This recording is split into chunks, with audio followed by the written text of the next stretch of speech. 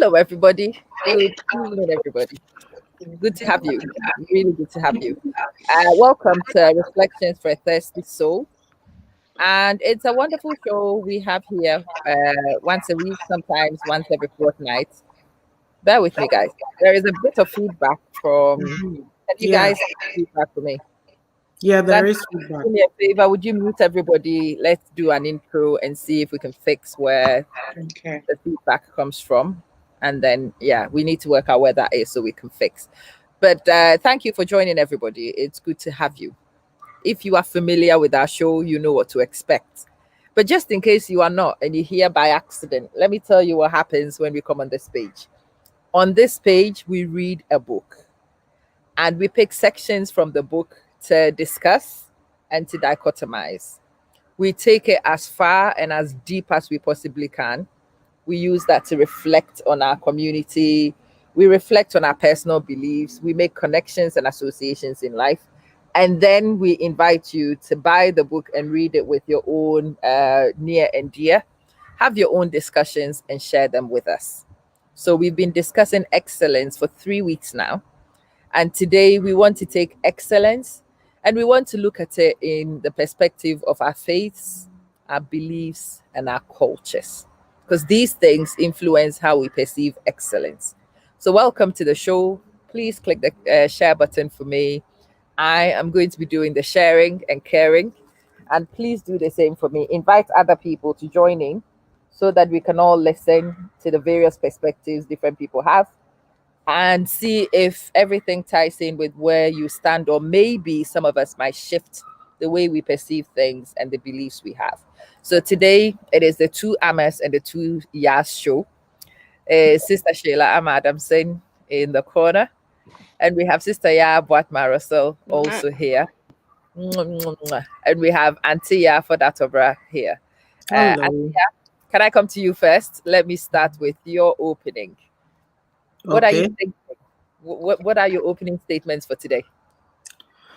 So for me, right, what I've realized is that in the environment in which we grew up, we're very, very religious people. Ooh. Yeah. I won't say Christian, I'll say we're very religious people. And we all grew up, or I did, if I'm to speak for myself, like right and wrong in those times were very strictly defined. Yeah. So you walk through life with this haze, and then we give respect or authority or glory to the overseers, those who are looking out for us. And so we read the word, right? But based on a series of experiences that I've had in the last 15 years, I've been thinking and questioning things, and I've come to the realization that we seem a bit mindless when it comes to the things of faith. Like we read the word, but we're not really applying it, so that kind of mindset may be affecting us, because there's people who are not believers, but they are doing well in life. And we have the Bible that tells us that God, we say God should establish the work of our hands. He blesses the work of our hands. But if we are sitting in church praying and not working, how do we get that blessing? So those are some of the things that is really, really been on my mind or bothering me about this situation. It's like we're in I always say my favorite phrase, a state of learned helplessness. Somebody will do it for you. Oh, I spoke tree. Just something to throw in. A lot of times we speak tree on these platforms because we are comfortable with it. But Amajo, do you know what I realized after our last video? No, I went I went back to look at the comments, and I realized that there was a lady on there who had made a lot of comments, but it wasn't showing during the actual video. And so when I Okay. checked, she was listening from Jamaica. And I know we All spoke right. a lot of Chi. We spoke a lot of Chi in there. So it's, Siakasa, when we say that let's speak English, it's not that we want to be a brofusem, but we just want to catch everybody. So Yes. Yeah, but Thank you. even if A you want friend to do a prophecy, what's the big a deal? friend of mine said, I watch you from Australia. And funny enough, I haven't heard from her after high school. wow. I was, is it really you? And I couldn't even see your neck anymore. And then I was, my neck is no more there, surprisingly. And we laugh over that. So that's just something I was throwing out for us to be conscious Yeah. of so that we can be more inclusive. But I mean, Oh, we have sometimes, to be inclusive. Even if it's a prophecy, auntie, yeah, so we are prophecy, and so what? And so what? Who died? Yeah, I'm happy to own up to it. This is an Abrofosem show. I hope those of you who are here also appreciate Abrofosem. Hello, good morning, Laura. good morning. Sister Good Yara, morning. so let me come to you. I want to hear your words. No, you are mute. Yeah, I just Yeah. realized that I'm muted. I want to hear your thoughts. Where do you Um, think you would want to take this today? What are your expectations? I have ceased having expectations because Amma, you take us, you take us places that I don't even think about. So I'm open today to wherever you take us. But I've been thinking about like my childhood and how I was introduced to Christianity, and right now how I think about it and how I perceive it or how I'm living it. Okay, let me put it that way. And it's kind of two completely different ways of looking at the same thing, right? So, Okay, but so you are minded. oh I yes. because I'm going to start today with a little bit of a reminiscence, and I know anytime you do that, you take people back. And sometimes it takes you back to situations that you may not have thought about. And sometimes you discover unpleasant things on that journey. Yes. But if everybody's open minded, we will be fine on that journey. I want to take you, I will start with myself, my childhood. I was born a girl. I think I am an accidental girl. I am not your typical proverbial girl. I was not raised the way most girls are. You know, most girls like to be pretty. I don't care. Most girls like to be pleasing. I really enjoy it when I get in your face. When you and I disagree, I love it. And if you happen to be a man and you can't hold my arguments, I love it. But I remember that even as I am, there are many, many occasions in my life that people reminded me, you are a girl, don't do that. You are a girl, don't speak like that. Mhm. Those views should not be of a girl. No, no, no, no, no, no. Yeah. You should be aiming to have children, family. And then I had a couple of kids, and people are like, "Oh, you need more children. You should be submissive." Oh yeah, yeah. Two Yeah. children is not enough. Yeah. I hear that all the time, and it makes me laugh because all these people who want me to have more children have not raised their finger to touch the two I already have. Mm. They have not touched these two, but they all still want more kids. You should have more kids. You should have more time for your husband. You should spend more time at home. But the more I think about all these statements, I realize that yeah, when you raise that topic, that all these people are actual naysayers in my life. These are the Mhm. people who stop women from aiming for excellence. Yeah. Because when you want to be excellent, these are the naysaying voices in your head, which say, don't look for excellence in a career, just stay home. Yeah. Don't demand that things are done right in your home, just hush. Mhm. Don't go and look for money of your own, just sit here and beg off a man. Don't pursue excellence because you are a girl. And it's been synonymous in my head. The more I think about it, the more it saddens me because the people who do this come in many different colors, some of them very near and dear, people you really respect. And some of them don't have any idea that this is what they are actually doing. But they are the people who say to women, don't be excellent. Don't you dare be excellent. You cannot be a woman and be excellent. You cannot be a woman and have high standards. Your opinion should always be subservient to what a man says. A man is more intelligent than you just because he has a willy. So Just because he has a what? he has a willy. So I went on Amazon last week. Tell us today. I tried to buy one. Where? Really? Where was this happy occasion? You should have contacted me. You should have contacted me. I was I have looking. a lot I should have available. contacted you. Okay, now you know I need one because that's what you need in order to be allowed to be free to live and to do all the things you want. I am going to buy one. I will have it in my wallet. And anytime somebody challenges me about doing something because I'm a woman, I will pull You it out. say And I have one. I have one. This is my ticket. This is my I have freedom. the bought one. I have the Oh. bought But one. you have one. So Amma, leave please, that alone. just give me 1 minute. Pastor Ruth, welcome. Thank you for joining us. It's a pleasure.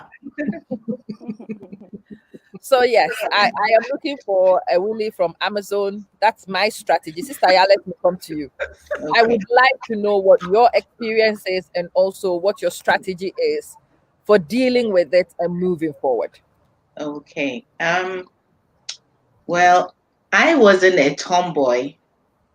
I was but still I had a mind of my own, and the being when you said that because you don't know anything because you're a girl, like, you know, that's how people look at you. Yeah. I thought back to like primary school. I went to an all girls high school, but in primary school I excelled. So I if you tell me that, I will tell you that even in my year, the what is it called? Is it common entrance? Yeah. Yes, the common entrance. I was the top in my school, and there were boys. So in my mind, I've always known that a girl can excel. But when I got into adulthood, that's when that's when you say something, you are labeled Yas Antoa, and I'm called Yas, so it fits perfectly. If you have a different opinion, you're disrespectful. And I told you before that I was married to someone that was younger than I was or I am. And yet he could still say that you're disrespectful because you're a woman, right? Because you speak your mind. And because I'm also someone who, when I know this has to be done, if I ask you and you're slacking, I will do it. It makes it look like you had to wait for me, kind of thing. Yeah. And that was also like friction friction in my life. But I, just like you, I didn't care. Although when I was young, I was quiet. Like, I'm still quiet. Like, I'm the quiet type. I'm not a talkative. I'm not like really outgoing until I really am comfortable with you. So growing up, most of the time I just took it in, although I had a different mindset. I'm just quiet and I let it slide. But when I grew up, I started fighting back and speaking my mind. And yeah, even my mom, there was a time that I was grown up, I was working, I wasn't living at home, and she suggested something, and I said, no, that won't work. And the next thing, she just hung up, and the next thing I saw, I was being called by a pastor.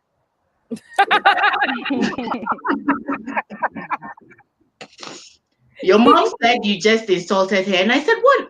I did not insult her. I just said something that was different from what she was saying. I didn't agree to what she suggested. That's not an insult, you know? So from then it was, it's funny. Yeah. But we do see things differently. So I explained to the pastor, and he said to go say sorry. And I said, sorry for what? I didn't say anything bad, right? So I didn't. So that dragged on for months. But in the end, my my sister's husband just said, just to make peace, let's go and just say sorry. And I say, I don't even know what to say because I'm not sorry. Like, I don't know what would I, if she asked me what am I sorry for, I would not be able to say it. Yes. So we did go, and so I said, then you will do the introduction, and then I'll just say, I'm sorry. Mm-hmm. So that's how it went, and then things go back. But it was really painful saying sorry for something that you haven't done, right? No, seriously. Yeah, so these are some of the things. Yeah. You So know, that brings me to the second part of the question. can I Now add to your story? Oh, Auntie, I'll come to you next. I wanted to catch Okay. this thing with Sister Ya in a minute. Sister Ya. Yeah. So my solution to all these things is to go buy a willy.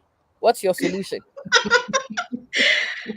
Well, now my solution is I let it drag out. If you think that I just say it, and if you feel that whatever you feel, I don't care anymore. Right. So it's like well, now my mom, I don't know, maybe because she's older now and she knows what to expect. She doesn't even suggest any more stuff. She doesn't. And for other people, I don't know. My suggestion is just to ignore whatever. Say whatever and ignore them. Yeah. Okay. I don't care. All right. So you put your heart. I bought a willy. Auntie, let me come to you next. Auntie, so have you also experienced that your life as a girl diminishes your invitation to be excellent? And if you have, Yes. what's the Yes. solution you have?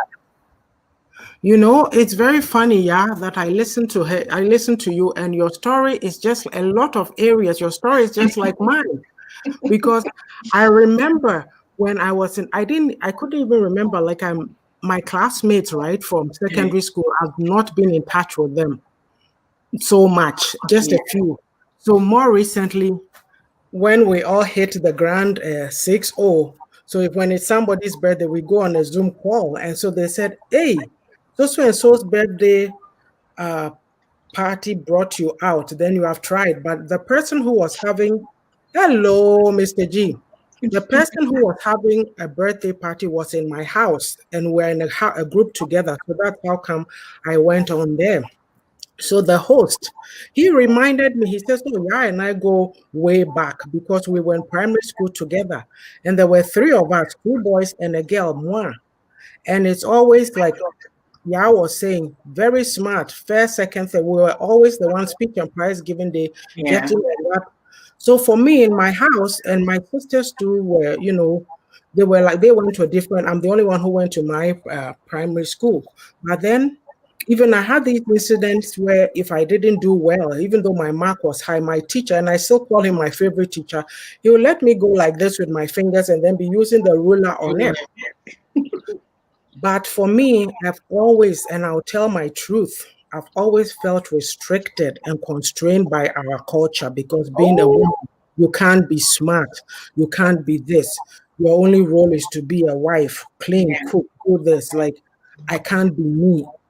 I want to write a book, but it's like, Mona Mucho book. Like, like it's very difficult. It's very rough. And what Ya was describing, now I'm thinking about it. We have a problem in our society because the adult is always right. And so we always stuff. No wonder we've stuffed so much inside because you can't own anything. We are the ones who are in charge. So you go Kopanicho, Koyeni say, in this business, more and more so I've run into 2 incidents now that I've seen on Facebook of people, you are having an intelligent discussion and then people think you've insulted them. Yes. Look, I was on another social media platform And so, yeah, you are responsible for looking, there's lots of people there. So you choose and follow whom you want to. So I went and followed this person from our where we come from. Hmm. And so then the person's response was, oh, one, and I'm thinking, we're all on here. To me, this is my mind. In the environments in which we live, if you're not careful, the man-woman thing, it will lead you into a harassment issue. Yeah. But men from our society, they think they can say anything. Oh, Like yeah. all I said, oh, one cannot, the response that I got is one cannot uh, uh, refuse an invitation from a beautiful woman, something along those lines, because I've requested, like requesting a friend. And so I looked at it and I said, let it go.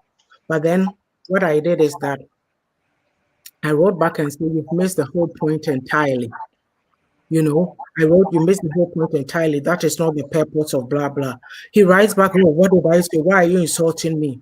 I promptly blocked him because I'm trying to tell you, I don't need this kind of, I don't need to engage.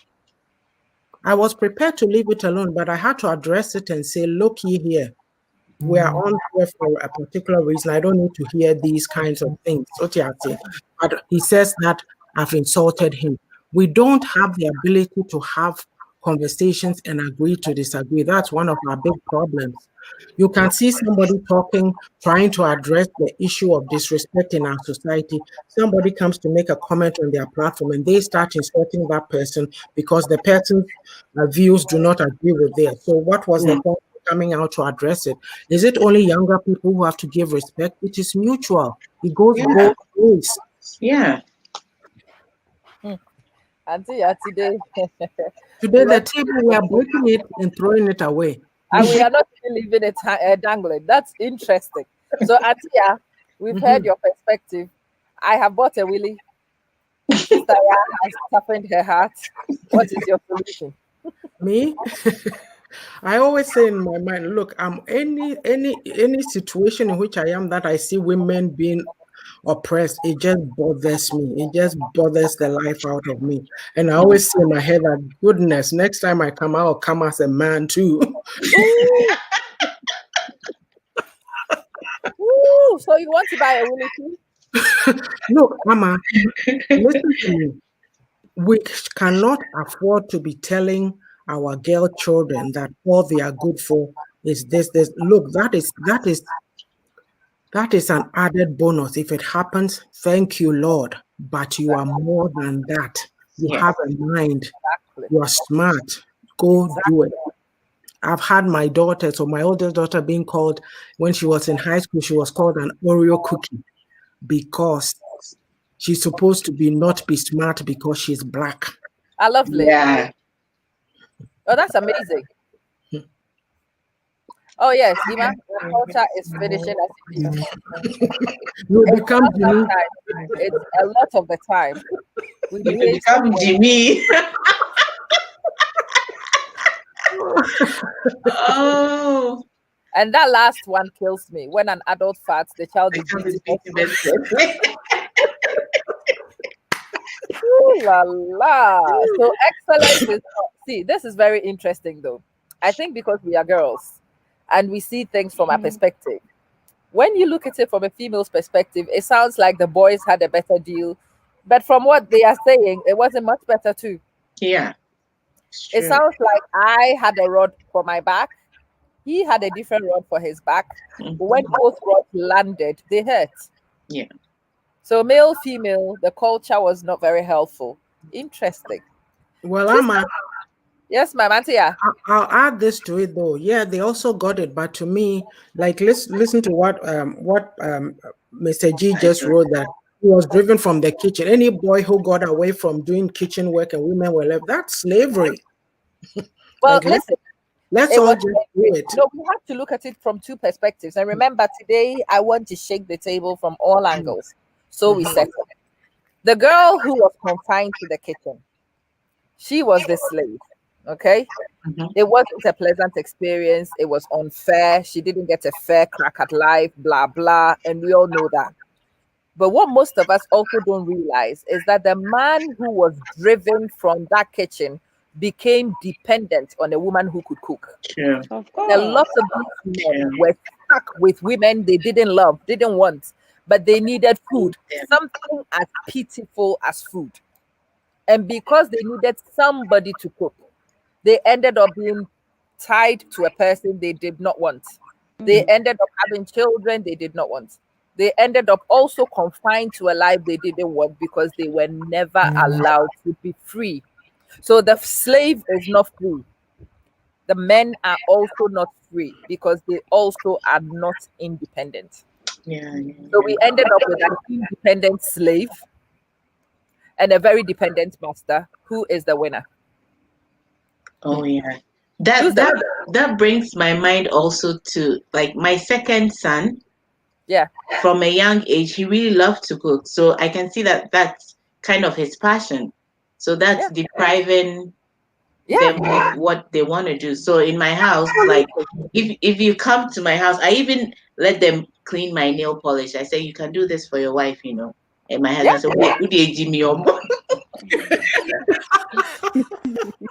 Jimmy, yo, and I There's wouldn't no work for a woman or a man in the home. Everybody does Jimmy everything. is very delicious. Sister, I'm talking to you next. But you know, this funny thing with the independent slave and the dependent master thing, it took me a long, long, long time to come to that realization and also to realize that we did not have any winners in our culture.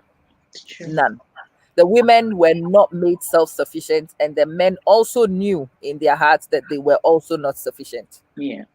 You know, if you come to the rest of the world, some of the world's biggest chefs are men. Of How many course. chefs do you know from where we come Mm-hmm. from? Yeah. But I refuse to think that statistically some of our men could not be chefs. They could have It been, could have been, Mm-hmm. yeah. but they were denied that opportunity. Yeah. Yes. That talent was not nurtured. Right. That talent was disregarded totally. Mm-hmm. There are men who could do a lot of hair. I know men who can now do dreadlocks. Mm-hmm. Mm-hmm. And those men, they've only just started doing it in the last 10 years or so. But men before then also had the same skills, didn't get the chance to do it. We will call them names and people abandoned what their life assignments were. So a lot of us did not find satisfaction Yeah. from whatever careers we went into because Sure. that was not our assignment in the first place. Nobody won. Sister Amma, let me come to you. So I am buying a willy. Sister Ya is hardening her heart. Auntie Ya is trying to be pragmatic. What is your experience and what is your solution? Well, my experience. I think I was a tomboy, and tomboy because I I had brothers all around me. I was the last born, and my mother wasn't around. My father was raising us, so everything about me, I saw it as men domain, and it was okay by me. I think my tomboy being was also uh, in a beauty way because I'm that of a girl that will go and do my hair on Friday and take it off on Sunday evening because I'll go back to school Monday morning, right? And being tomboy and wearing nika and top every day, where everybody is saying, "Would it be a man material now?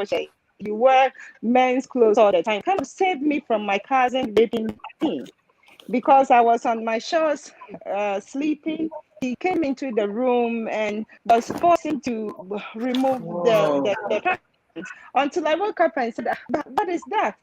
And then I decided to sleep again to see who is it. And then there he was trying to force my pants on. Like, why would he even do this? What is wrong with you? And he ran away and never came back again. Like I said, he's still beating himself for what he did. But I thank God I was on that shorts where he couldn't remove. Maybe he would have, if it was easy way, he would have, got his way out. So being a tomboy, was it good for me? To me, I think that shorts that day saved me from being molested. So I don't Mm, see up to date. Yeah, I'm manly. I have a heart for everything that men do. I think with that attitude, I've been able to live without a man, and I'm very comfortable with it. That is because things that others would think, where the men made you man, this is for men. I would do it with rigor and look at it. Like I said, the last time I was holding a bucket and my friend's husband was saying, you've done everything to you for yourself to the point whereby when the help is even given to you, you don't see it. He wanted to take the bucket from me, but I was busy grabbing it. Meaning, if you are that kind of a person who have your own areas, you don't care whether somebody is there. You only doing you, and that is what it is. So even Willie or no Willie, whether I should buy Willie or no Willie, I am me, and that is it. I don't care. I wouldn't care whether Willie is there or Willie is not there. Yes. So if you want to buy, fine. But do I have to buy Willie before being me? No. Well, I like to have myself prepared and have my arguments ready. So I am buying myself a Willy, and I'm going to brandish it wherever I go to legitimize my thoughts. That's okay for me. But see, we've actually started discussing one side of the conversation I wanted to focus on. Because we are women, I think all of us are quite aware of how marginalized we can be, how difficult it is to excel as a woman. But I want us to spend a little bit of time and invite the men who are watching also to let their voices be heard.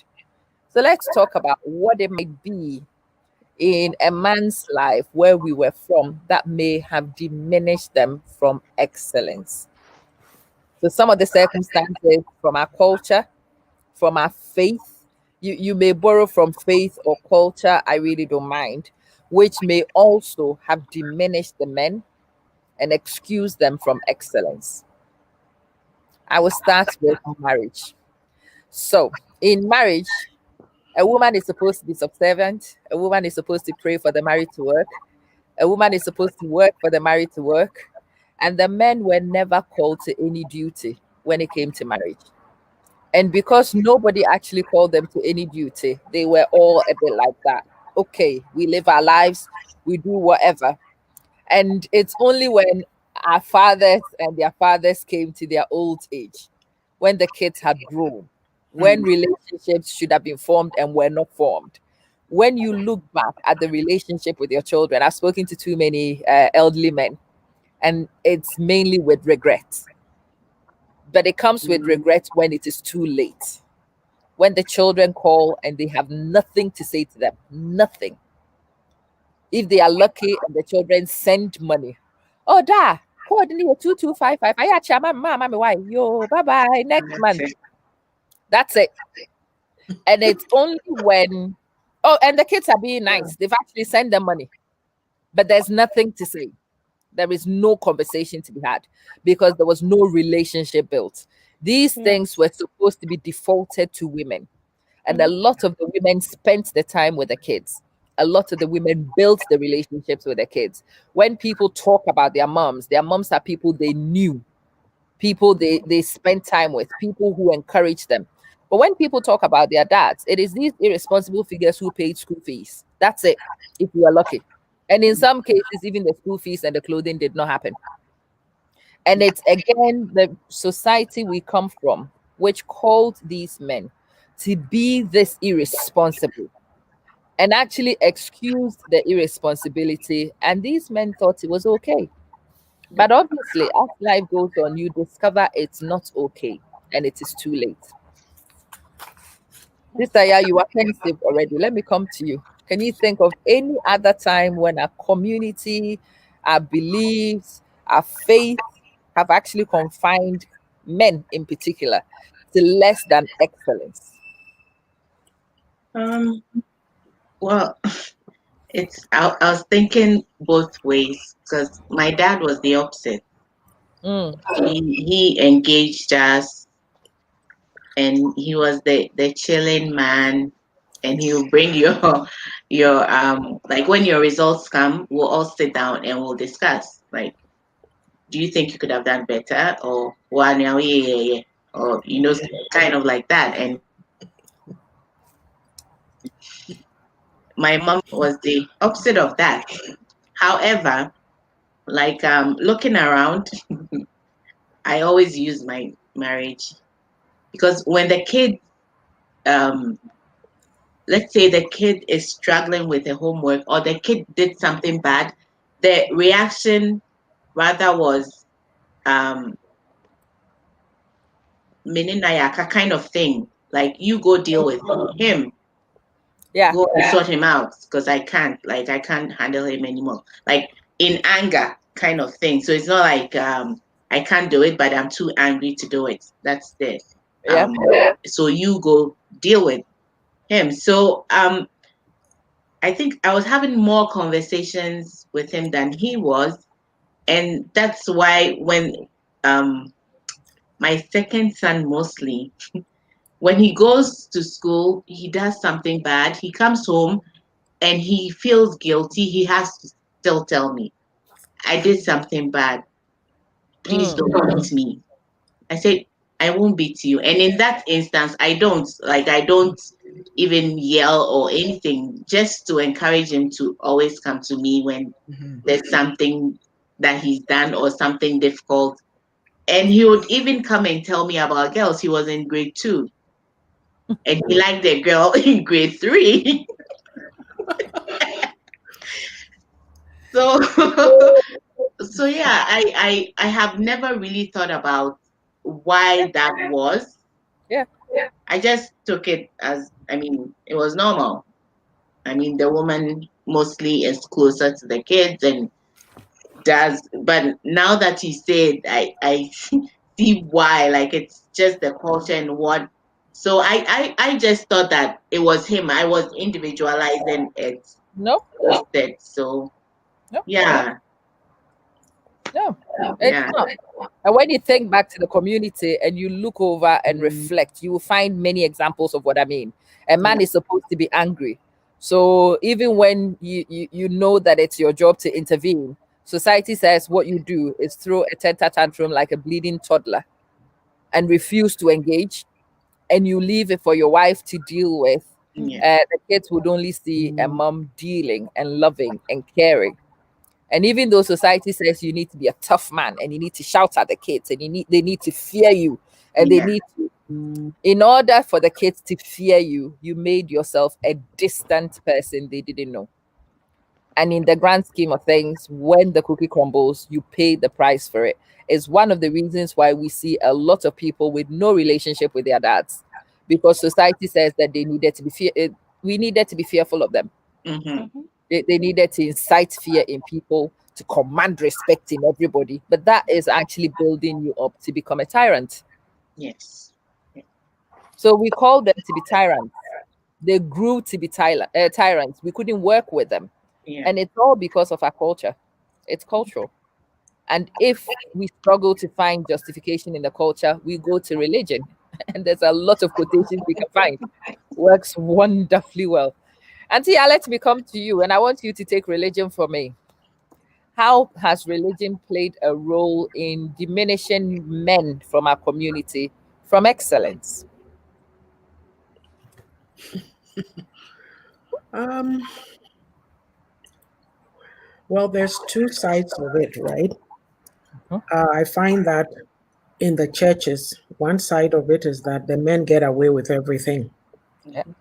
Because when there's problems in marriage and then women go talk to the pastoral authorities about it, they get told to go back and submit.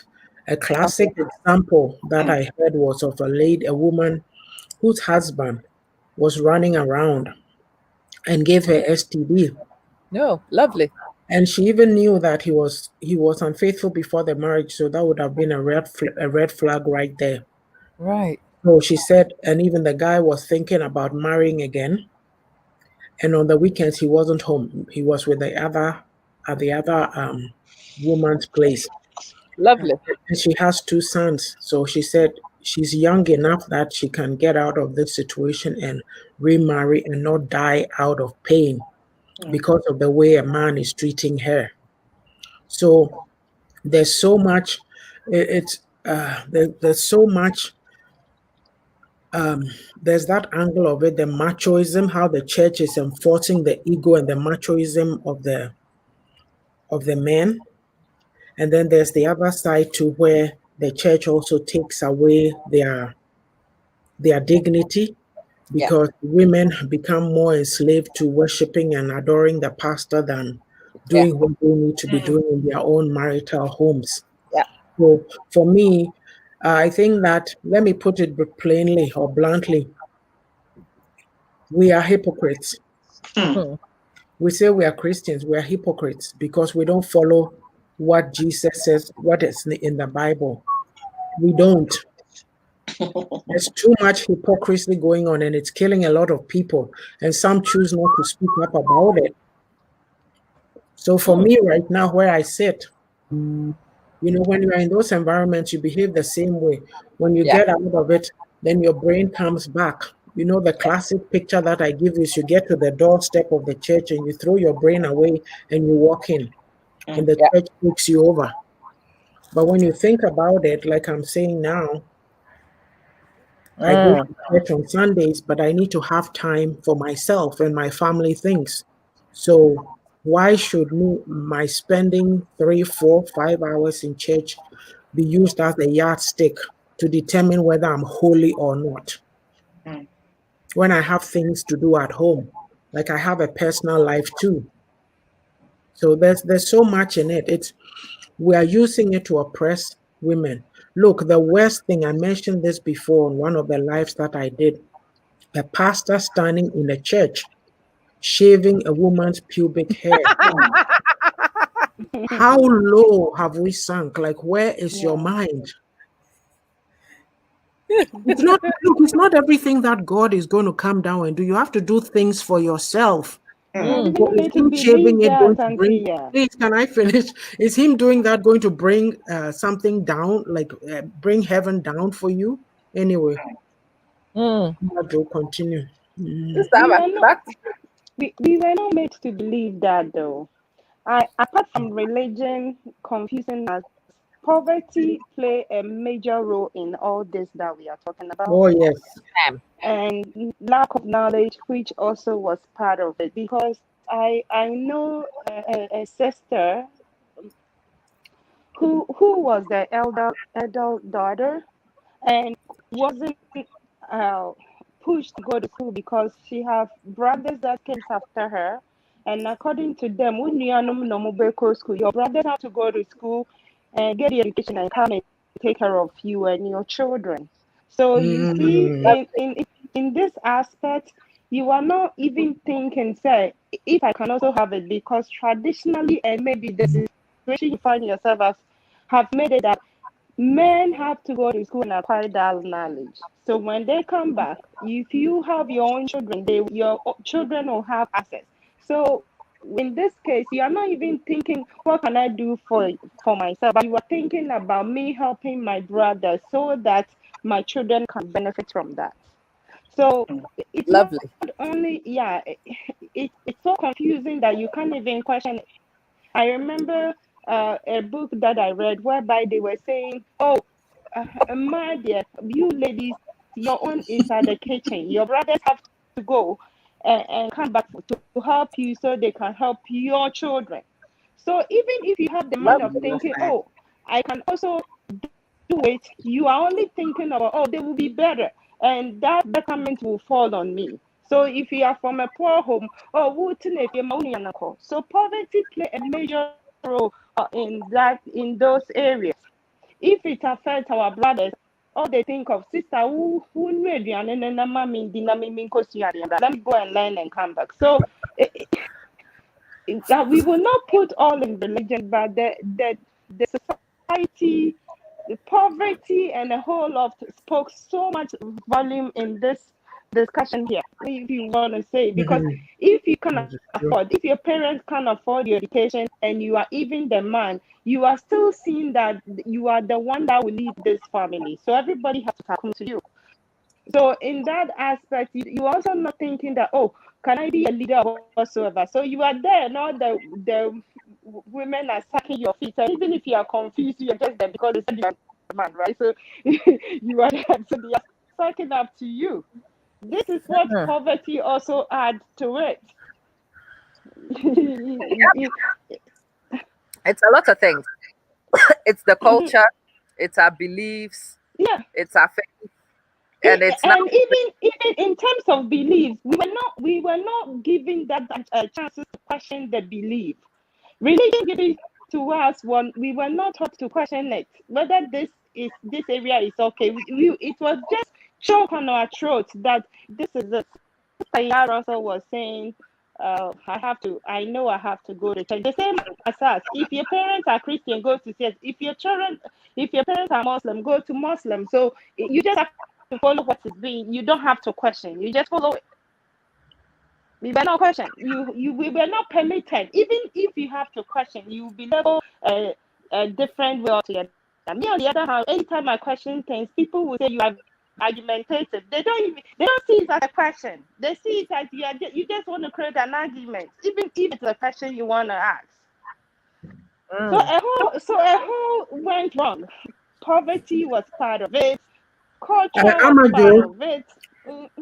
Is the Katasumwe syndrome added to the poverty? Because everything, we don't want to acknowledge the truth. Yeah. Everything we have to pretend and act like, oh, it's okay, don't say this. We don't even know which one was the truth. Do we know? If you don't question it, if you question it, they will not answer you. Do you know which one is the truth? Mm-hmm. Well, that's why we are lying and slamming each other. We're full of. It's true. And so we are lying, lies. Because we are not like, it's what I realize. You go to school in Ghana, you come here. You know what we lack? Critical thinking. Like we don't. Because how can you come and say you're trying to educate people, and then only your perspective is what you are looking at? So if somebody comes to talk against you, then you insult them. We don't, like the example even that YAA gave with her mother. There's parents, they're still doing it. They think they're always right. You don't have an opinion. And you try to tell them something and they are talking over you. It's like, do you know what I see? I said I wouldn't do politics, but you look at the leaders. So they're in their old age. This is what I'm seeing. When my mom was my age, I used to look at her, so she's so grown up. Now they are over there in their 80s and they still think we are children. It's the mindset of the culture. That is so funny. They don't want to give an inch for you to also step into. And I'm saying, no, I'm an adult. We have a problem. There's a big problem. Like we can't, this just here, we're talking about it one show, but it's just, you can't begin to get to the bottom of it. It's very sad. And this is what we see when you go on Facebook, all the things that are happening, all the things you hear from back home, what the youth are doing, it's all a part of this problem. Because, no respect for anybody because we don't know who we are. So, all right. So everybody that was a woman that wanted to have a voice was either labeled a witch, or if you want to stand for your rights a little bit. I'm still saying the YAA'S one saw that they are saying YAA'S Santua did not stand up and got it easy, because even a backlash from our own women will go to about if we are there not. I'm sure there was a whole lot that was being said, and that is simply because we are one hell of a people that are not made to question. We just have to believe and accept what is just thrown to you out there. Some of us, the men, they hate us, and the women too hate us, but we don't care. But that was my next thing. Anthea, you see, it's nice to wallow in the problems and to join the pity party for 5 minutes. It's fun. Because sometimes talking about these things allow other people also to take a journey down and to think about perspectives that they may not have considered. Is why I came to you. I wanted to hear your stories and your experiences. But really, for me, the most important thing to do, the most productive thing to do, is how to rise above that and still pursue excellence. We do come from where we come from. There is no changing that. We experienced what we did. It is definitely in our past and it's not going anywhere. It can influence our future if we let it, or it might be possible to redeem a future by changing a few things. And that's where I want to start.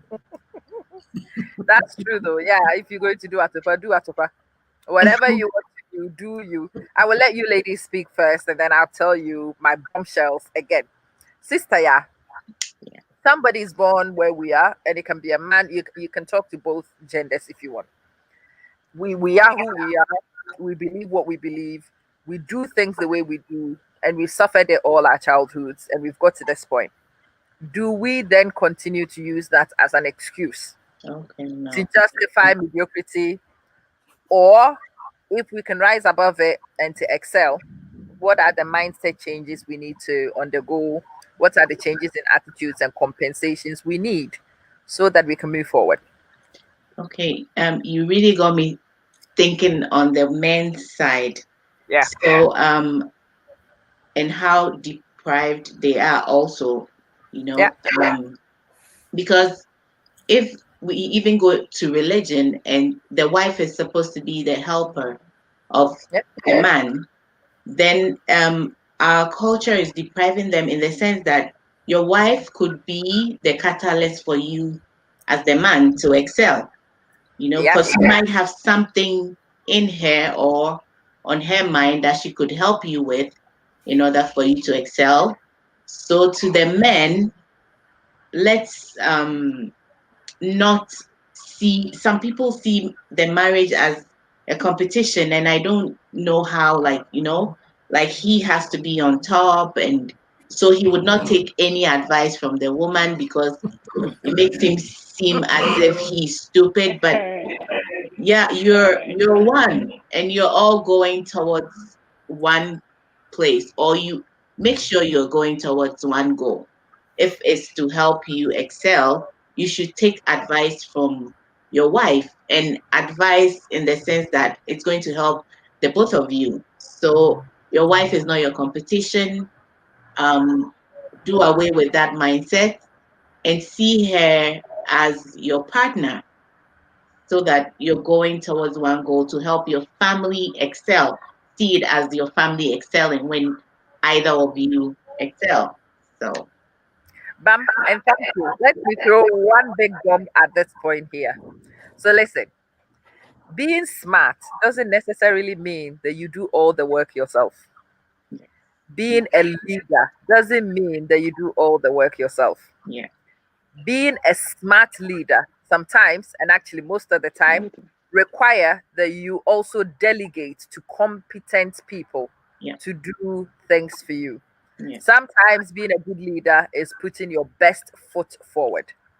And a guy who is very smart is a guy who chooses the smartest of the women to marry. Mhm. Isn't it then stupid that you diminish this person and you do not enjoy the benefit of the person's intelligence and experience? That is the epitome of stupidity to me. In our society, we don't call it stupidity. We call it being a man. Mm, And a lot of men are caught in this nonsense, being stupid, wasting resources they have at their disposal, yes. diminishing what could be their greatest assets, all because we want them to look manly. So today I wanted to debunk what most people think as manliness as stupidity, because that's what it is. It's Exactly. nothing else. Utter stupidity. That is my first bomb. Auntie, yeah, I'll throw another bomb after you. Can we go on commercial break first, please? Oh, yes, please. Let's sell a book.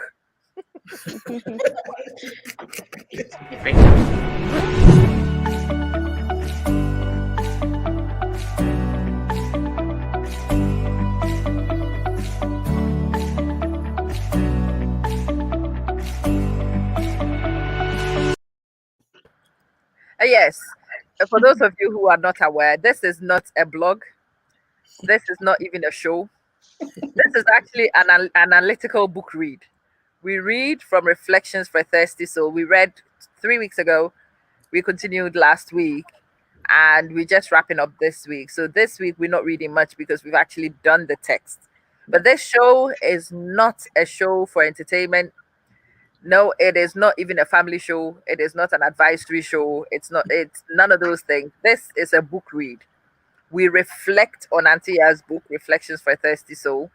And when you come to join us on the show, you really should have a copy of your book so that as we read, you read. As we reflect, you do. And after what we do here, you take it to your communities and continue the discussions with your husbands, with your wives, with your friends, your children, and see the different perspectives and how deep you could go and grow together with the book. That's why we are here. It's Reflections for a Thirsty Soul. And if you want to buy the book, let myself, Auntie Ya, Sister Ama know, and we will point you in the direction of where to buy it so you can read it with us.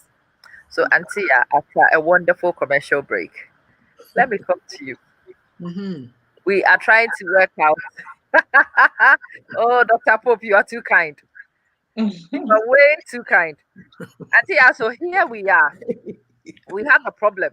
We want to fix the problem. You can take it from the perspective of a male or of a female. How do we rise above the mediocrity in pursuit of excellence, considering all the problems we have? You have to want it. Right. So if you don't want it, you'll stay the same. But if you want to get out of it, you have to sit down and take stock of your life, where you are at. Are you happy? Is your soul happy? Like, Ooh, what do you want to do with yourself? Yes, a lot of us, especially women, are engaged in a life of pleasing others. They thought they were brought on this earth to be a wife, a mother, so every time it's all about pleasing somebody else, but they left themselves behind. So I'm not into leaving myself behind. I can't do that. So I, you have to do what makes your soul happy. mm, There's a piece of you to go around. Like if you're in a relationship, your whole self is not boom. There's different aspects of you. So you have to make sure that you are growing those aspects of you. So if you are a wife, how is your relationship going? If you are a mother, how is that going? If you're a friend, if you're a sister, that you, who are you? What do you want out of life? And you see, because of some of these factors that we've discussed, we've set the bar so low, yeah, we don't aspire to much. yeah. And for me, I'm not sure how I want to advise people to even get started because for me, this is what now when I think about it, this is what I remember. Look, I come from a family of 5 girls. My dad made sure we all went to school. And sometimes you don't realize what they are doing until they are gone. So I had Yeah. an come to our house, the usual greeting, and she's sitting in our living room, and all she opens her mouth and says is, "Oh, education was so important to this man." And I said, "Oh," that's when it clicked to me.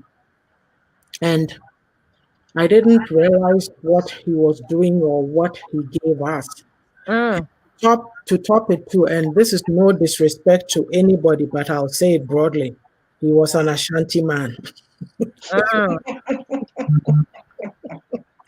So for me, I've built on whatever that I got. Like last time when I was talking about, oh, if you go into situations and maybe you are the standard or whatever, is it my fault? Like, should I become mediocre? And I'm not saying that, oh, I'm so excellent, there's still room for growth.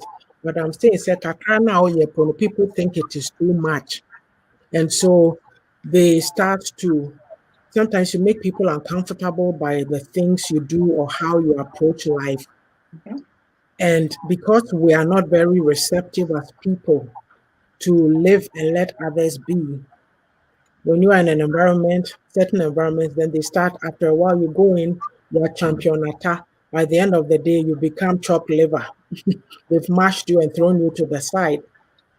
So you see, we seem to be, because we are not developing ourselves emotionally, we don't know how to handle issues, our emotional intelligence, we don't know how to handle situations. When something happens in any dynamic in which we are, all we want to do is to shut the other person down. So all we want to do is to shut the other person down. So there are a lot of people.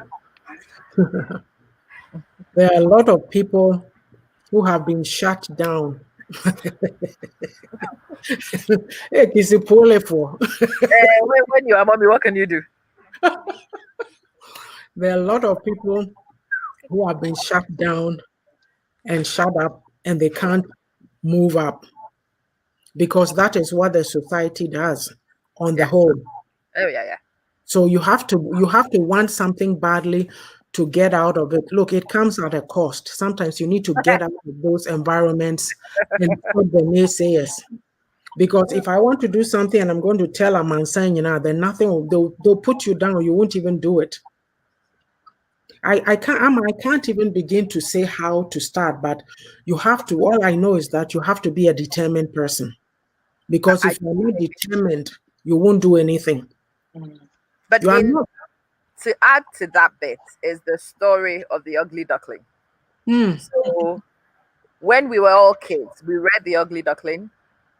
I hadn't actually looked at the ugly duckling from this perspective until maybe a couple of years ago. I went for an empowerment training. Mm-hmm.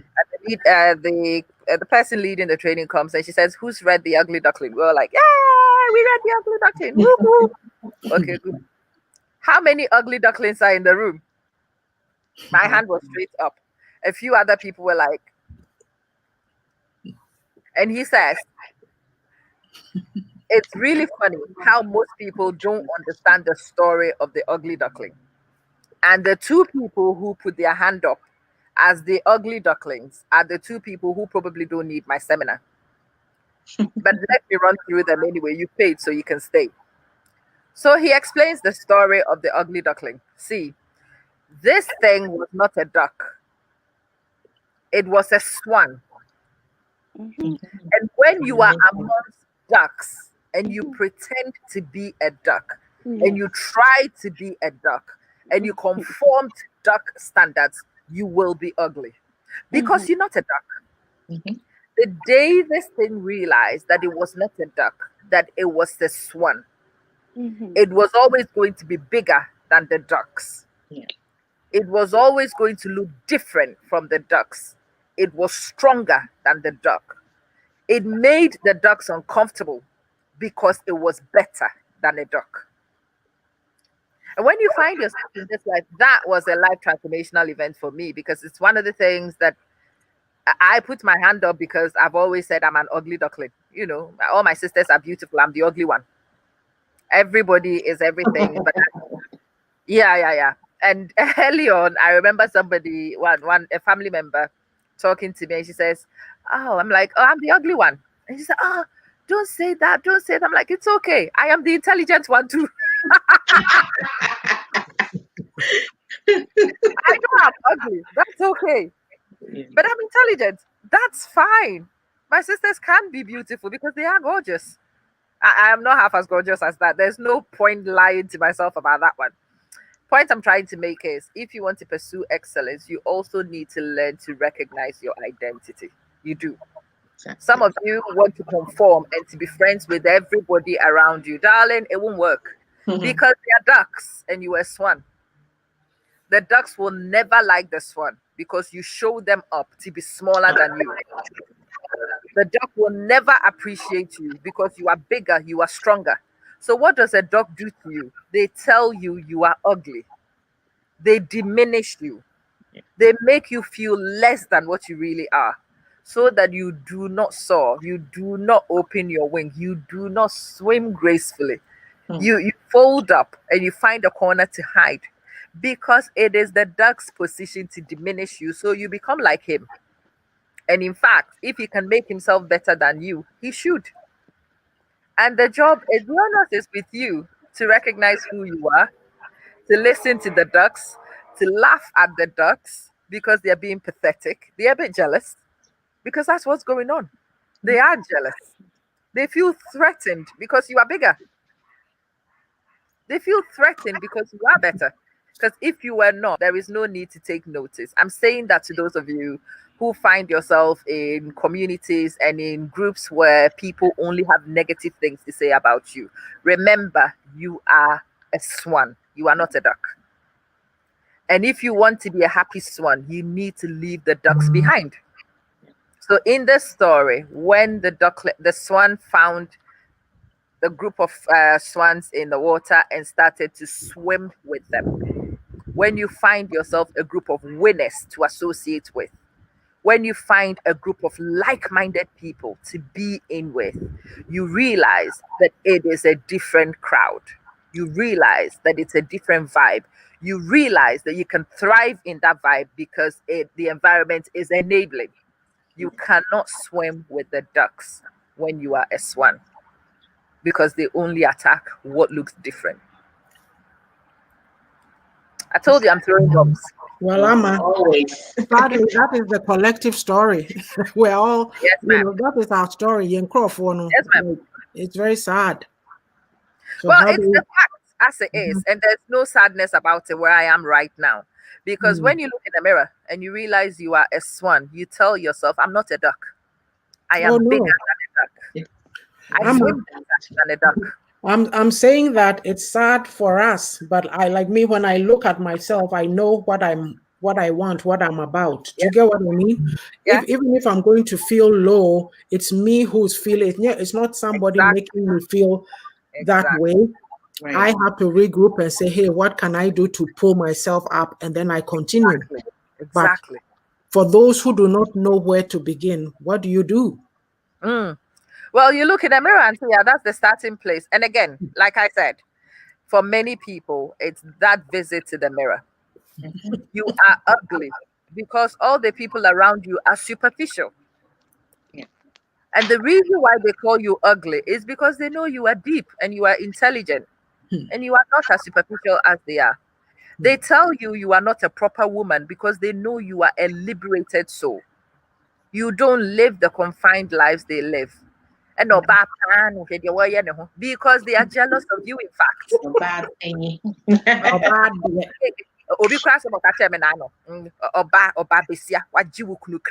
So I said to the person, what?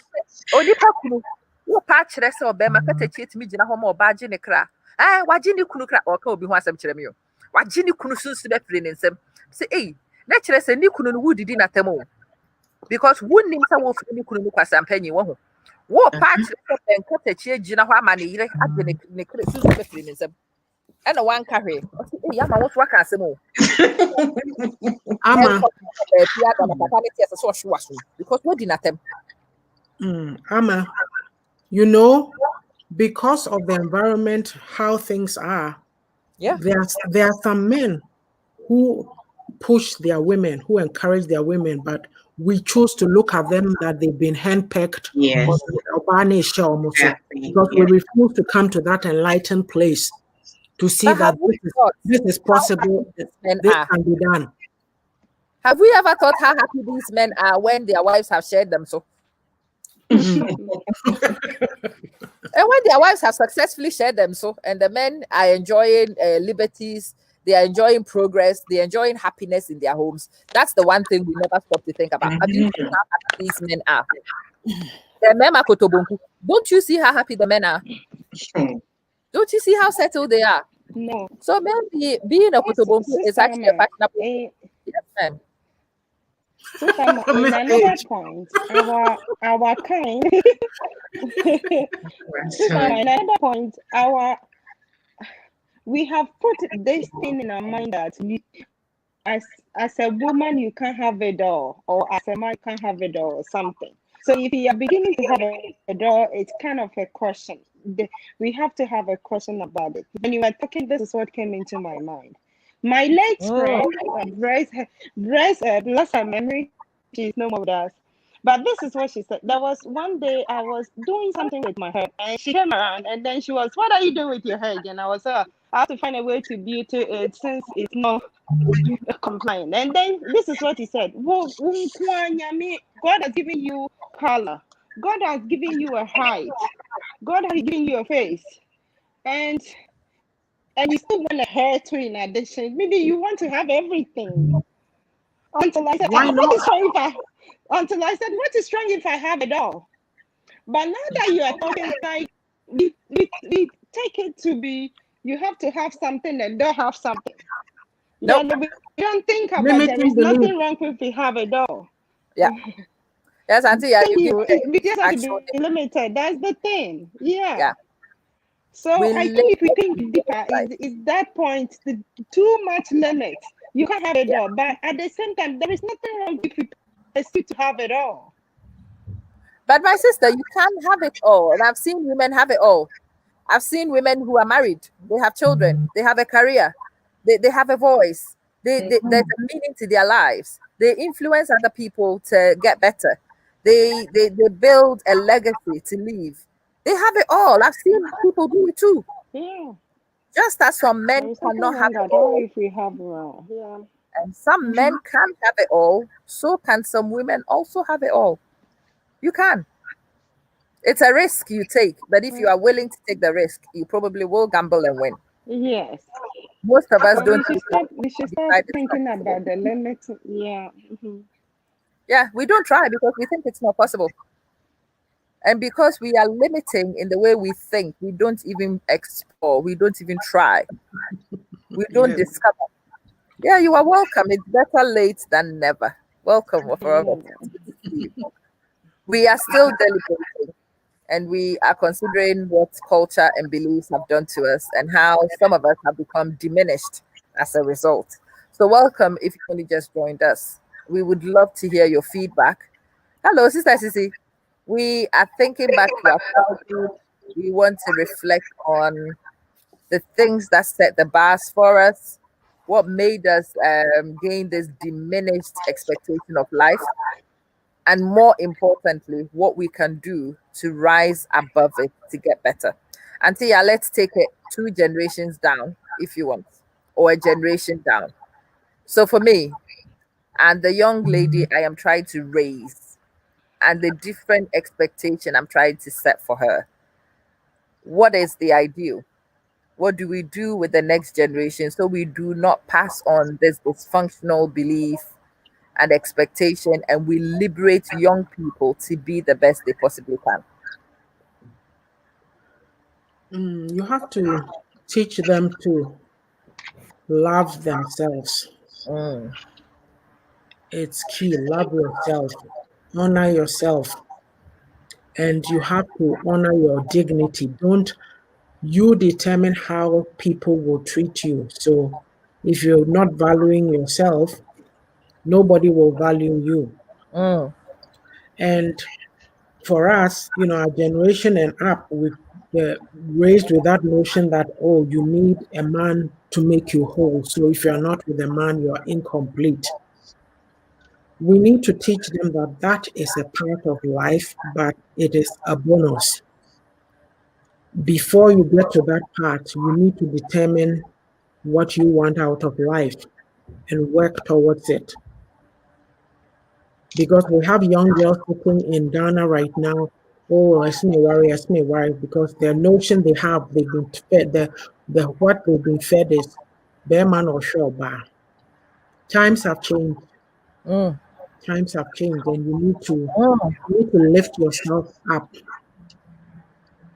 You're a human being first, not just because you're a woman to your places that you have to go and be married so that you feel good about yourself. You have to feel good about yourself before you go into that relationship, because that mm. would work better. Okay. Antia is throwing bombs. Sister, yeah, let me come to you. So you mentioned you've got boys. Yeah. So let me ask you from the perspective of a boy. Remember, today we kick-started the show with a slave who is an empowered slave because they are skilled, and a powerless, dependent master. And it's a very funny dynamic because even if you take it to slave trade, the slaves did all the housework Yeah. and the farm work and all the things that brought money. And the master depended on the slaves to do their thing before he could be. And it's the same thing in the dynamic we find. So, how do we raise boys who are not dependent masters? How do we raise boys who are mentally liberated to be of themselves and to be capable in themselves and not need women to clean for them and to help them survive. Yeah. As I said before, like well, we need to let them know that there's nothing in. Okay, I'll give an example. At home, I've told them a man can do dishes, a man can clean. So there's no chore designated for boys and a chore designated for a girl. Anybody can do whatever. And right now they are not with me, but when I was in Ghana, we actually had a chart. We built it together. So this week, this someone is doing this, and it's rotated around. And also, I told you the younger boy loved to cook. The older one wasn't really interested, but still, he did learn how to cook. There was a day I asked him to make me food, like from beginning to end, and he could. He did it. And right now that I'm not there, he's with his uncle and he cooks for himself. So I did tell them that, and I even let them remove my nail polish. That one, that one, that was the one that my husband saw, and he was saying that "Ude Jimmy and they are happy to do it. Like it's fun. I make it seem like fun for them, so they don't see it as degrading. Okay, let me put it that way. It's not degrading to do it, and also, when I was in Ghana, I used to take them to work on weekends when I was working weekends because it got to a time I was working like 7 days. It was really hectic and I wasn't really seeing them. So I took them to work and sometimes and they saw me in like a leadership role. So they know that a woman can lead at home. They see you do these things. And when I had a girl, I said it in a funny way, but I said I'll brainwash her so she knows what to expect in life. So it does start from the home. If even if around them they are seeing different things, and at home we're bringing them up in this way, it does stick. It stays, and I think that's how come some men are able to allow their wives to not allow, but yeah, that's like for a better word, but allow their wives to also input to lead with them. Yeah. So it starts from the home. It And definitely that build their confidence too. it That to be does. able to do that. Yeah. You know what's funny actually? I have a son and I have a daughter. And of my son, my requirement is actually more time spent in the kitchen. And people have never really understood why I do that. I do that because my son, he's a teenage boy and he and food have a good relationship. And because he has a very good relationship with food, if you don't liberate that boy to find his own way in the kitchen, Yeah. when he is hungry, he will turn to a girl. The first girl who will cook and allow him food, he will eat and then he will eat again. Yeah. And it will bring a lot of wahala later because it might not be the most well considered choice. Yes. And I remember doing that with them when they were younger. Maybe a couple of years ago, he asked me, "So, why do you always let me spend more time in the kitchen? Why do you always ask me to?" So, I explained it to him. And the day I explained it to him and he understood what I'm trying to do for him, Mm-hmm. we are definitely partners in crime. So, Thursday, I came from work. It started Wednesday. Wednesday, he wanted to join a school bake-off competition on Thursday. So on Wednesday, he came. Oh yeah, yeah. And he wanted to know how to make meat pie, the Ghanaian meat pie. Yeah. So I gave him the ingredient list. I gave him some money. He had to go do everything, budget everything, and then his dad said he'd buy the ingredients for him. So when I came from work on Thursday, he was sat in the kitchen waiting. Come on, mommy, let's make it. Come on, mommy. So I can't wait to toast. To taste the toast. Okay, so ma'am has made some French toast. It was fast. Right, why have you this not in water? Please put it in water and bring it back. Okay. Right. So it's the same principle I was explaining. So he learned how to make meat pie on his own. Mhm. I did the dough. I took a third of the dough. I made two of them, and then I was off. Left him in the kitchen. He did that. He did the baking and whatnot. And because of that, that boy now forwards can make his own meat pie. He can even Right. treat it to a girl if he wants. Wow. His kids will be able to enjoy that. And Madame was telling me she's also off to learn French toast. In my house, food was not for girls. Cleaning was not for girls. Everything is available for everybody to do because we live here together and we mess the place together. Mhm. And it's the parents' attitude and the way you pursue it. And most importantly, as your kids grow, explain to them why you are making those choices. Yeah. Let them understand why you want him in the kitchen. Not because you want him to be a slave, but you want him to be self sufficient. You do not want him to be a helpless master in a home. You want him to be able to make things for the kids so the kids appreciate his cooking. Because in most homes, a lot of children know how useless their fathers are when it comes to the kitchen. Well, that doesn't also mean respect, does it? No. The minute your kid thinks you are useless in an Useless in area, any we have way. a problem. Mhm. We do. We do have a problem. Yeah. And some of us will say that jokingly, oh, I'm useless in the kitchen. Don't say that to the kids. Because that's telling the kids that in one area you are useless. You've got to learn to develop yourself, to be all round, to be able to provide guidance for your kids and to be a model for the kids to try absolutely anything and everything so that they can learn to be all rounders.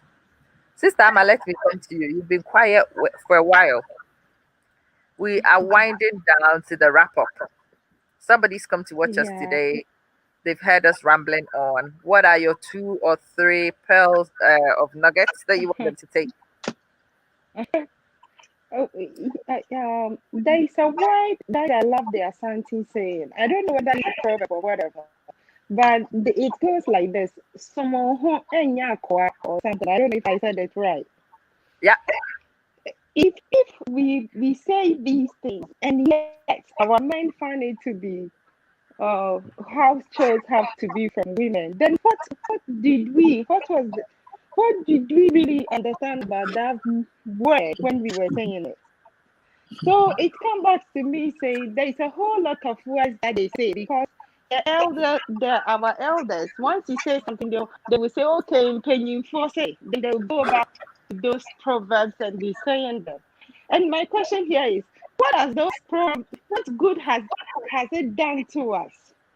Mm, What I thought did we take from them? Some of them really make sense though. But I would think about it enough. If this was the same, what did we learn from it? How did we implement and around ourselves? Anyway, that is by the way. But with me, my two boys, so I'm not only teaching them how to be good in life, but I'm pumping it into their head by force that you have to be good. You have to do good for women.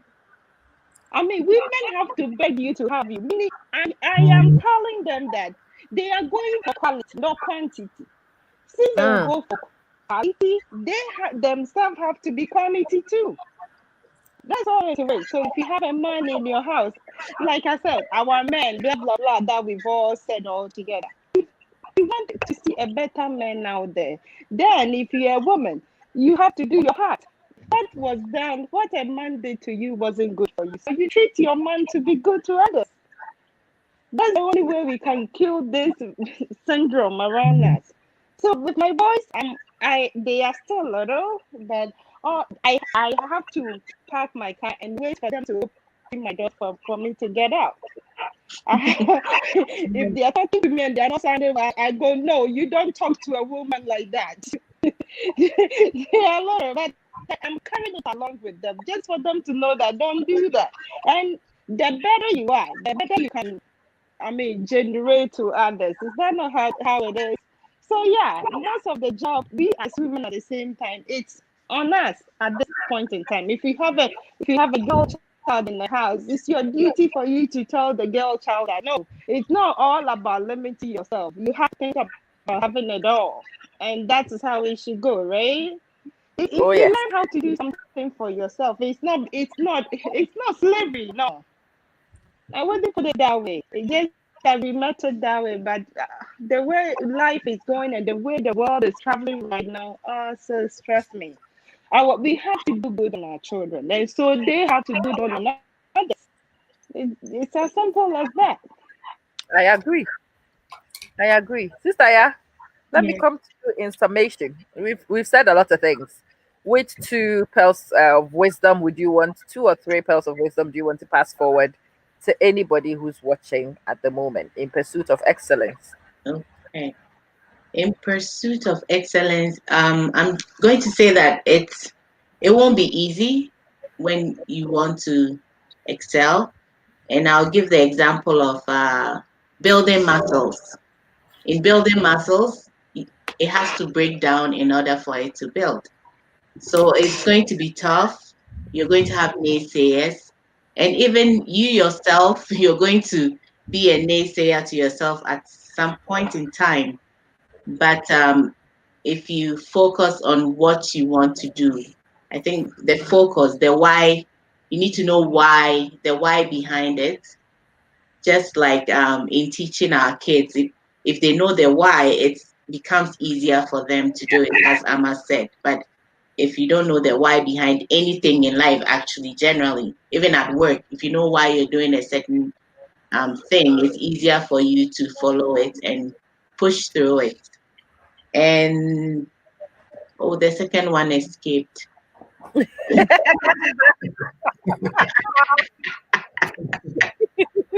I'm not also.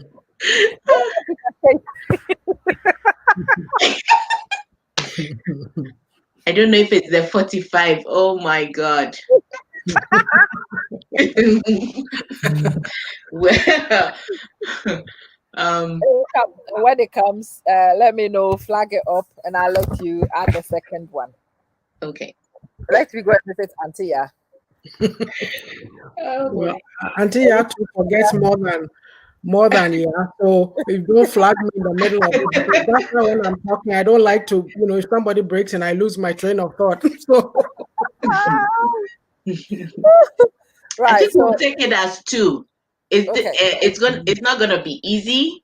Mhm. One, and then the second one is to know the why behind it, because There you I go. don't See, think it's gonna come up. we will Thank you. accept it like that. Thank you, Sarah. Mhm. Auntie, let me come to you next. So, your Okay. pearls of wisdom going forward after this session in pursuit of excellence. Okay, so there's one thing that I'll say that I'm not sure we probably did not focus so much on it, but one of the main problems that we have as a community and just the upbringing is the machoism and the egoism and the arrogance of Yeah. men because of how they were raised. Yeah. So what I'll say is that if you are in a situation like that, you need to be able to hold your own and stand up for yourself because life is passing by for you as a woman. And if you're in a relationship with a man who is like that, that is going to limit you and you won't grow. You need to find a way to make it work. It's about you. There's times when it's about the both of you as in your relationship, and there's times when it's individual. And a lot of us have become caught in the marriage being our main achievement in life. So because of that, you forget yourself. But you need to own yourself and have dignity for yourself. Don't be afraid. So I'll say fear. Get rid of the fear. Mhm. Or even number one, honestly, look, a lot of people don't even look themselves in the mirror. Do you know that? Yeah. There are people who are afraid to even look themselves in the mirror. So get over that fear and look at yourself and ask yourself, is your soul happy? Mm. Number two, get rid of the fear because the fear will stop you from starting anything. Yeah. Mm. And number three, if you're wanting to push and go forward, there's certain environments you need to get out of. Thank That you. Yes. that best friend of yours who is such a naysayer, they Ooh, gotta go. It's like thank cat. you. they have to go. So you need to take charge of stuff. Your mind, it's a lot, but you have to start somewhere. Okay. So let's wrap it up from my end. Listen, you have a life and it's very valuable. You can let life happen to you or you can live life. And if you choose to let life happen to you, it is appointed unto you to be disappointed in the end. Because you will wake up one day and it will happen. There is one day towards your twilight years when you will suddenly wake up and realize you've done nothing with your life. When you reflect and you begin to see the wasted opportunities, but there is not enough time to redeem and to relive. Now, that is a horrific experience. It's happened to many people in the past. And that has to be one of those things that molds and shapes the choices you make. Will you be able to live with yourself in your twilight years by the choices you're making today? Are you building some meaning into your life by your everyday choices? Is mediocrity going to take you to satisfaction? Is my question. And in most cases, mediocrity does not bring satisfaction because it's always shy of what you could be. It's always shy of your potential. And that's where the room for regret occurs. Will people like you? Probably not. But it has never killed anybody when people dislike them. Mhm. Should everybody be your fan? Certainly not. Because when you have the crowds behind you, you know that you are not pursuing excellence yet. Will everybody walk with you? Probably not. Because the road to excellence is narrow, it only fits a few people. It's not for the crowds. And the day you come to these things and you make the choice to walk this road, you don't look back because you know there'll be nobody there. You expect to be just you and to meet your own crowd at destination. They've already taken the lead, they are there waiting. Will you have the mental fortitude to push yourself, to leave behind, to pursue better, to seek better, to be better, and to be better role models for the generation we are raising? What would your kids say to your grandchildren about you? Is a very important question you ask yourself. What testimony does your life actually bear forward for you? And if you find that you don't quite like the rhetoric, then you have work to do. You have a lot of work to do. You have ground to make up. You move faster than average because you have makeup time on your hands. And you don't waste your time waiting to hear other people's validity because it will not come. And if you are able to get to that mental space, then there might be some chance that you could redeem and recoup and recover the limitations that you've lived because of where we came and where we grew up. And you might be able to do better than what others expect of you because you demand more of yourself. I am so glad that we've done this. I've even tried to be a good girl. I've not even gone for the faith very much. Yeah, I knew that that would be a difficult one to shake. So I have respected myself. I've tried very hard not to go down that line, but I still wanted to say what I wanted to say.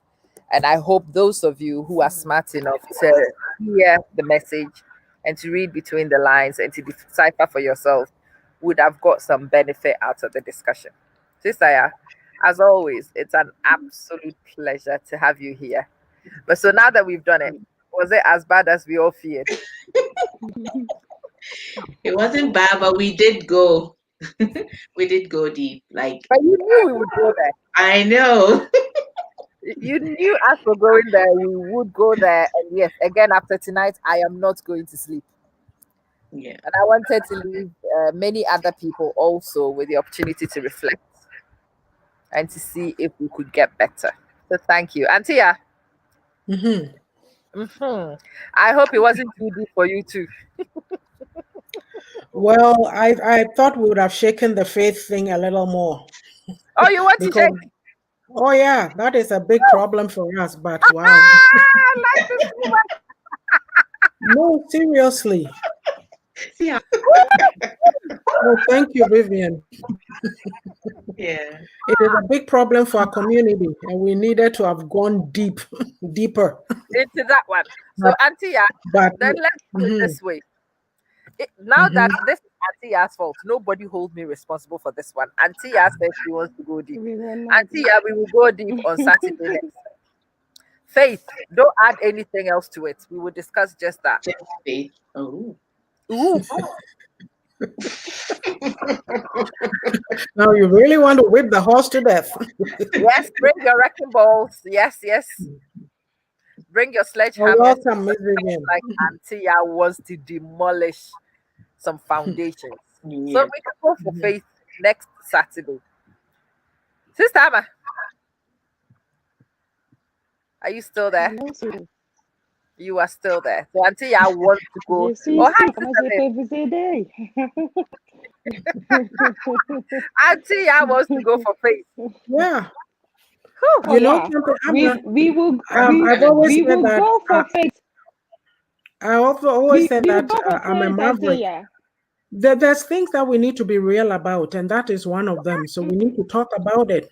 Yeah. And I mean, Yeah, the choice we is will yours. we will we will go for faith, and faith for my heart to be at peace with those 4 children that perished their life. Well, all I heard is "Nyame se die, nyame pe no ye." Until you come prepared with faith for me.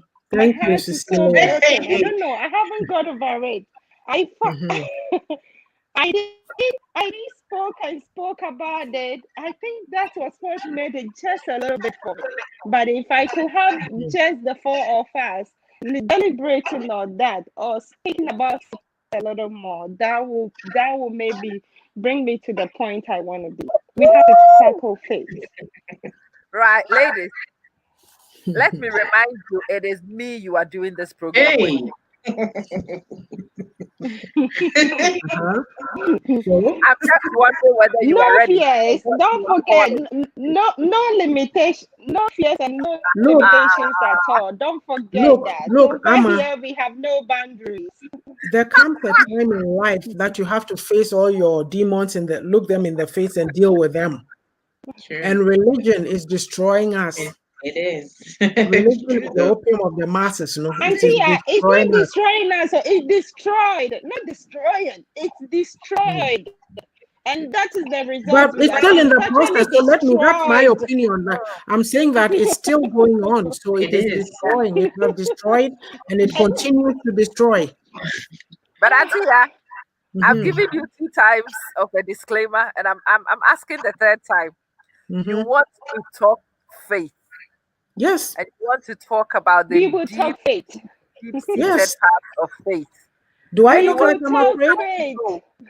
I I, wish I, I could actually get into Amma's brain right now. no, no, seriously, Amma. Do I You look don't like want I'm to be there. afraid? You'll be confused with her words. Woo! Because Wow! we are so filled with fear that we don't want to talk about certain things. Katasumu emuasono, we have to strip it bare. Yes. You girls are brave, and I love it. We're on. We're on because I'm not available the week after. So let's do it next week. Let's do it next week. Okay. Okay. Right, ladies, we are discussing faith and nothing but faith. Nothing Yes. but faith.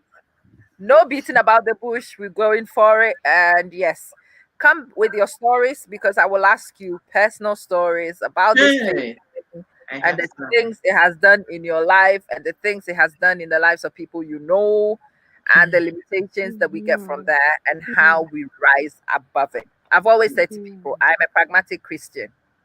I still remain a Christian, Yes. but I am not a dogmatic one. I do not follow blindly.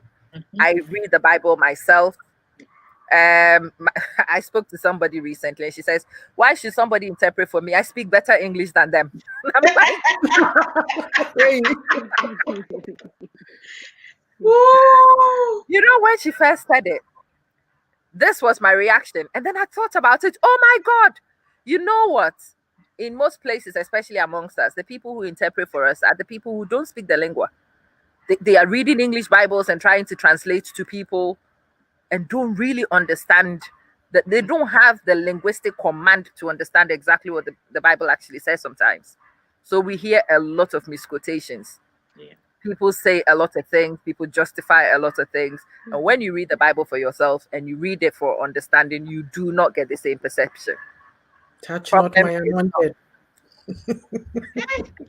The biggest one. Auntie is going to go there. But we will Yeah. reserve this one for next week. So those of you who are here and want a fireworks show, I am concerned in advance, but let me go. So thank you for joining today. As you can see, we are building up for a cracker of a show next week. We are discussing faith and nothing but faith. We Mhm. want to go down low. We want to see the problems with the faith and what we can do to liberate ourselves and to come to a point of understanding, to be able to work with the faith, but to do so with application of common sense. Yes. Very interesting balance, but it can be done, and we will get to it next week. So make a date with us, join us. Oh, repetition. Oh, Sister Joa. Yes.